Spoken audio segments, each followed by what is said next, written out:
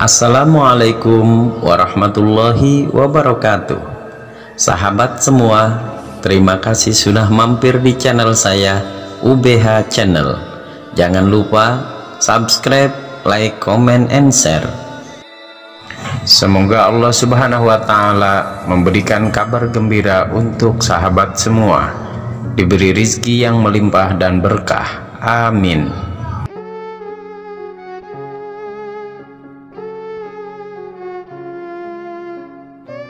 Asim bin Sabit yang jasadnya selalu dijaga oleh Allah Subhanahu wa Ta'ala. Sahabat semua, perang Badar baru saja usai. Kaum Quraisy bertekad membalas kekalahan mereka. Kedengkian dan nafsu untuk membalas dendam terus berkobar di dada kaum Quraisy. Tidak saja kaum pria, bahkan perempuan-perempuan bangsawan kaum Quraisy tersebut turut pula ke Uhud untuk menggelorakan semangat perang. Di antara para wanita itu terdapat Hindun binti Utbah, yaitu istri dari Abu Sufyan bin Harb. Ada Raithah binti Munabbih, istri dari Amr bin As, Sulapah binti Sa'ad beserta suaminya Tolhah, dan 3 orang anak laki-lakinya, yaitu Musafi, Julas, dan Kilab, serta banyak lagi wanita-wanita yang lainnya. Ketika pasukan-pasukan Islam dan musyrikin bertemu di medan Uhud dan api peperangan pun menyala, Hindun binti Utbah dan beberapa perempuan lain berdiri di belakang pasukan pria. Mereka memegang rebana dan menabuhnya sambil menyanyikan lagu peperangan. Lagu-lagu mereka membakar semangat pasukan berkuda, membuat para suami bagai terkena sihir. Pertempuran pun usai. Kaum Quraisy meraih kemenangan pada peperangan tersebut. Para wanita Quraisy berlompatan, berlarian ke tengah medan pertempuran, mabuk kemenangan. Mereka mencincang dan merusak mayat-mayat kaum muslimin yang gugur dalam pertempuran tersebut dengan cara yang sangat keji. Perut-perut mayat itu mereka belah, matanya dicongkel, telinganya dan hidungnya dipotong. Bahkan seorang di antara mereka tidak puas dengan cara begitu saja. Hidung dan telinga mayat-mayat dari kaum muslimin yang gugur itu dibuatnya menjadi kalung, lalu dipakainya untuk membalaskan dendam bapak, saudara, dan pamannya yang terbunuh di waktu perang Badar. Sulapah binti Sa'ad lain pula caranya. Dia tidak seperti perempuan yang lain. Hatinya guncang dan gelisah menunggu kemunculan suami dan 3 orang anaknya. Dia berdiri bersama kawan-kawannya yang sedang mabuk kemenangan. Setelah lama menunggu dengan sia-sia, akhirnya dia masuk ke arena pertempuran. Sampai jauh ke dalam, diperiksanya satu persatu wajah mayat-mayat yang bergelimpangan. Tiba-tiba didapatkannya mayat suaminya terbaring hampa yang berlumuran darah. Dia melompat bagaikan singa betina, ketakutan. Kemudian ditujukannya pandangan ke segala arah pencari anak-anaknya, Musafi, Kilab, dan Julas. Tidak berapa lama dia mencari ke segenap lapangan. Didapatinya Musafi dan Kilab telah tewas, namun Julas masih hidup dengan napas yang kembang kempis. Sulapah memeluk tubuh anaknya yang setengah sekarat. Kemudian diletakkannya kepala anaknya itu ke pahanya. Dibersihkannya darah dari kening dan mulutnya. Air matanya kering karena pukulan berat yang sangat mengguncang hatinya. Kemudian ditatapnya wajah anaknya seraya bertanya, "Siapa lawan yang menjatuhkanmu, anakku?" Dengan napas putus nyambung, Julas menjawab, "Asim bin Sabit." Dia pula yang memukul roboh Musafi dan yang lainnya. Belum habis dia berbicara, napasnya sudah putus. Sulapah binti Sa'ad bagaikan orang gila. Dia menangis dan meraung sekencang-kencangnya. Dia bersumpah tidak akan dapat menghapus air mata kecuali bila orang Quraisy membalaskan dendamnya terhadap Asim bin Sabit dan memberi batok kepala Asim kepadanya untuk dijadikan mangkuk tempat minum khamar. Dia juga berjanji akan memberikan hadiah dan uang yang banyak bagi orang yang dapat menyerahkan Asim bin Sabit kepadanya, hidup atau mati. Janji Sulapah itu tersiar cepat ke seluruh Quraisy. Tiap pemuda Makkah berharap mereka dapat memenangkan lomba itu dan membawa Asim kepada Sulapah untuk memperoleh hadiah besar yang dijanjikannya. Seusai perang Uhud, kaum muslimin kembali ke Madinah.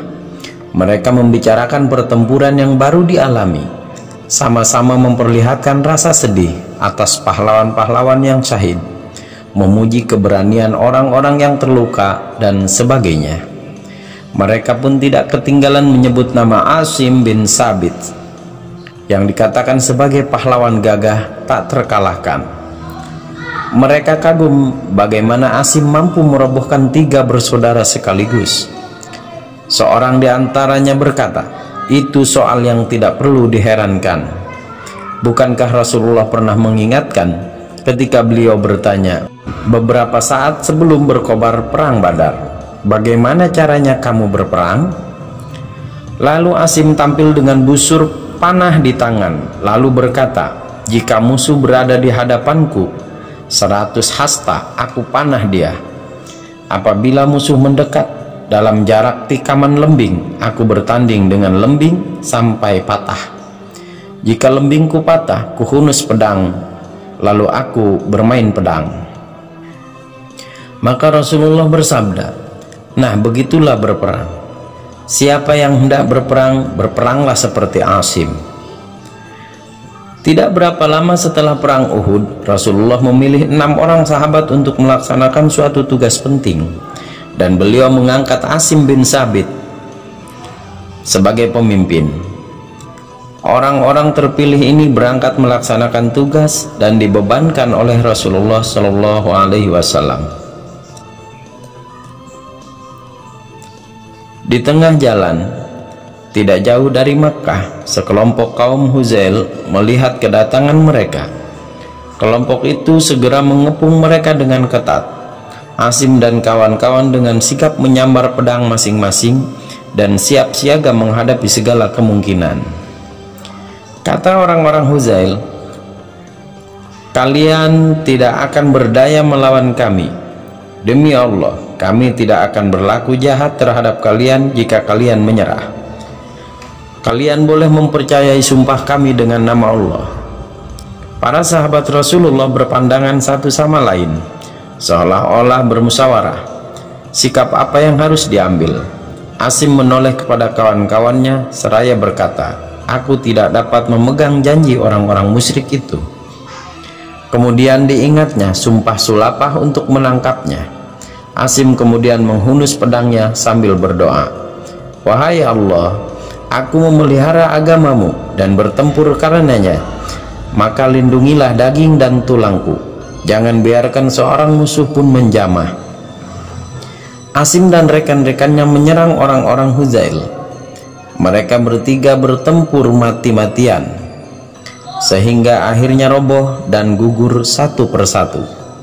Adapun kawan Asim 3 lagi menyerah sebagai tawanan. Mereka dikhianati oleh kaum Huzail yang tidak memenuhi janji. Pada mulanya kaum Huzail ini tidak mengetahui bahwa salah seorang di antara korban mereka adalah Asim bin Sabit.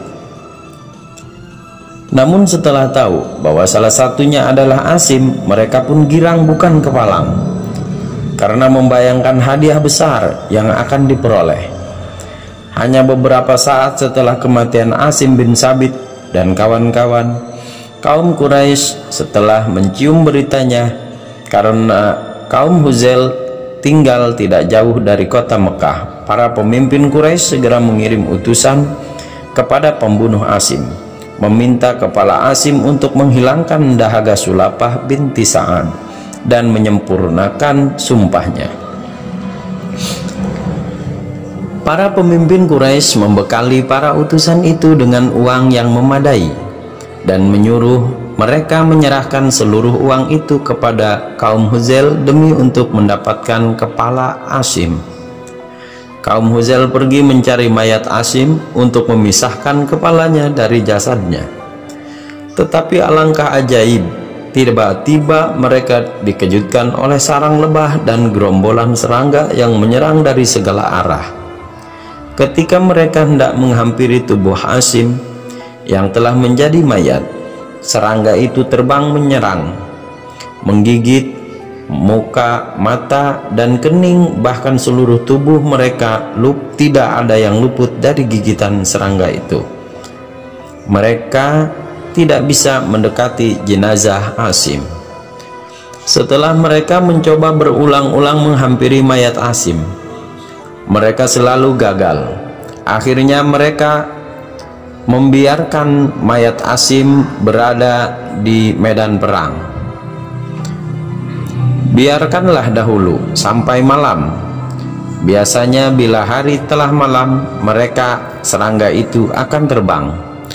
Maka tinggallah mayat itu untuk kita, kata seorang dari mereka. Mereka kemudian duduk menunggu sampai malam. Namun ketika langit mulai gelap, tiba-tiba kilat dan petir menggelegar sambung menyambung. Hujan pun turun dengan lebatnya, bagai dicurahkan dari langit. Setahu mereka belum pernah terjadi hujan sedemikian lebat. Dengan cepat air mengalir dari tebing-tebing memenuhi sungai-sungai dan menutup permukaan lembah. Banjir besar segera datang melanda segala yang ada. Setelah subuh tiba, mereka bangkit kembali mencari tubuh Asim di segala penjuru. Namun usaha mereka sia-sia. Bahkan mereka tidak menemukan bekas-bekasnya. Rupanya banjir telah menghanyutkan mayat Asim tanpa diketahui kemana perginya. Masya Allah. Allah subhanahu wa ta'ala memperkenankan doa Asim bin Sabit. Dia melindungi mayat Asim yang suci, jangan sampai dijamah oleh tangan-tangan kotor orang-orang musyrikin. Kisah ini diambil dari Kisah Para Sahabat Asim bin Sabit, sumber 101, Sahabat Nabi, karya Happy Andi Bastoni. Terima kasih, semoga bermanfaat. Assalamualaikum warahmatullahi wabarakatuh.